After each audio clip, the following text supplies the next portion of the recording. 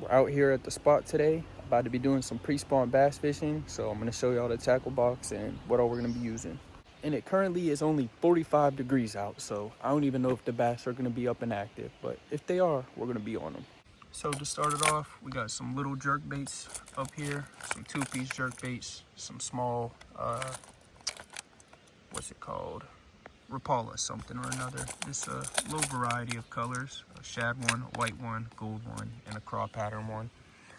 Up here, we got some bigger jerk baits. We got some shiners and some shad pattern. Down here, we got some shiny crankbaits. Over here, some craw crankbaits, some shad crankbaits, some lipless craws, lipless shads. We got a little variety pack of jigs there. We got some white and green chatterbaits, some underspins in here, and then some Senkos, as well as some hooks and weights. First thing I would be throwing is this red eye crawdad crankbait. I'm not sure what brand or anything this is. I just found it laying around at a fishing spot without any hooks, so I threw these red hooks on it. Let's see if it does the trick. So nothing on the craw, we're swapping it out for this jig. So a little update here. I'm seeing a ton of bass and a ton of bluegill, and I can't get either of them to bite on anything. So they left me with only one option. I apologize in advance. Hello. That's a nice one. Yeah, that's a nice bass right there. That'll do it.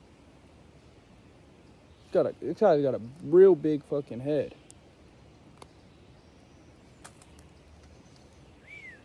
Actually, I wonder how much this weighs. Let's find out.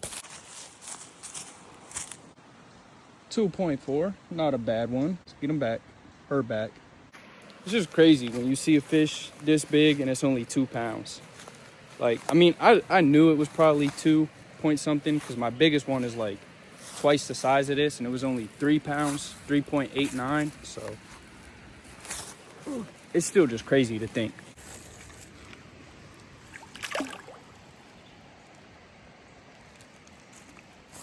So since I've caught that bass, I've tried every single lure in my tackle box. Small jerk baits, big jerk baits, different color crankbaits, lipless crankbaits, chatterbaits, jigs, underspins, and none of it is working except for the Yamamoto worms. So we're gonna switch back up to them again and see if we can't catch a couple more bass. So boom, I switched it from a Texas rig to a little wacky rig style, and we just got on another bass, a small one, but still a bass.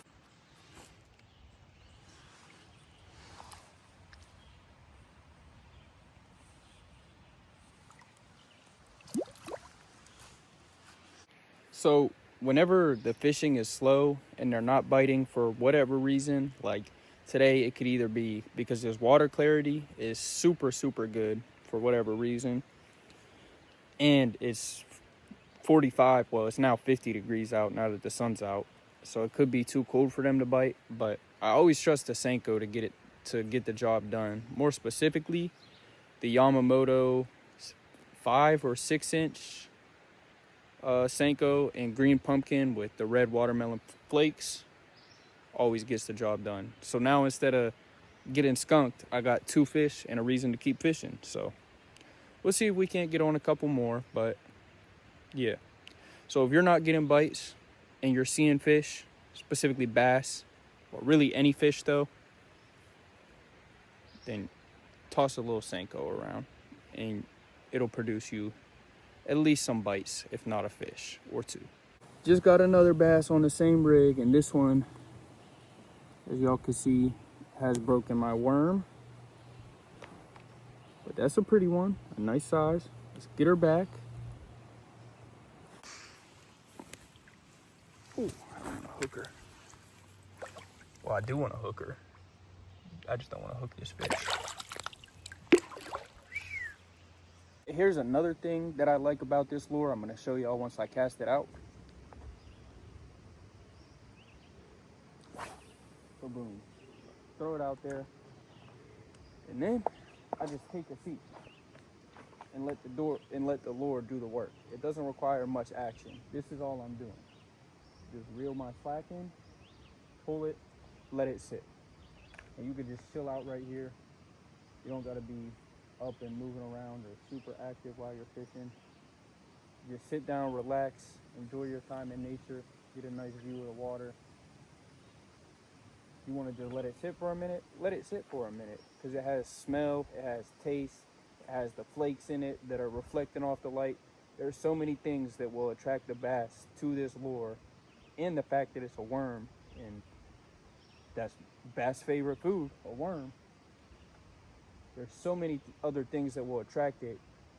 You don't need to sit here and be jerking it and cranking your reel and stuff. You could just chill out and let the lure attract the fish instead of you doing all the work. It does the work for you. And then there's two different ways you can rig it, like this, which is called I forget. I just call this a Senko. Or you could throw it in a Texas rig style, which is what I showed earlier. The only difference between the two I notice is a Texas rig, I get less hookups than this way because the bass aren't eating the full worm on a Texas rig. They're just biting and pulling on it, and then once they feel you pull back, they just spit it out.